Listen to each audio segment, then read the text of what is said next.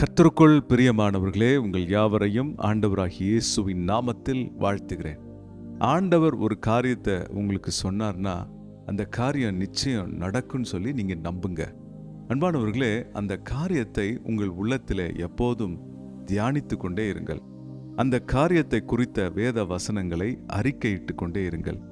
ஏன்னா இப்படிலாம் நீங்க செய்யும் பொழுது உங்களுக்குள் அந்த வார்த்தையை குறித்த, அந்த தீர்க்க தரிசனத்தை குறித்த, அந்த வாக்குத்தத்தத்தை குறித்த ஒரு தீவிரம் உண்டாகும்.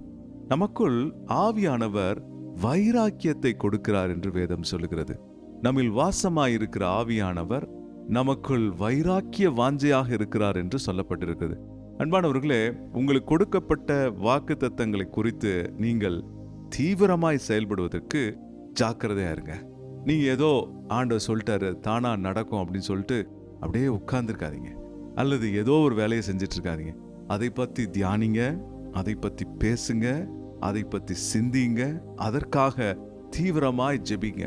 நீங்க அதிகமாய் அதை குறித்து ஜெபிக்க, பேச பேச உங்களை சுற்றிலும் தேவ மகிமை உங்களை நிரப்புகிறது, தேவ வல்லமை உங்களை நிரப்புகிறது.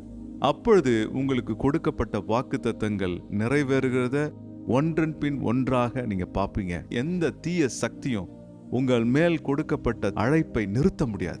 அதனால நீங்க தீவிரமாய் செயல்படுங்கள். கர்த்தர் கொடுத்த வைராக்கியத்தின்படி செயல்படுங்க.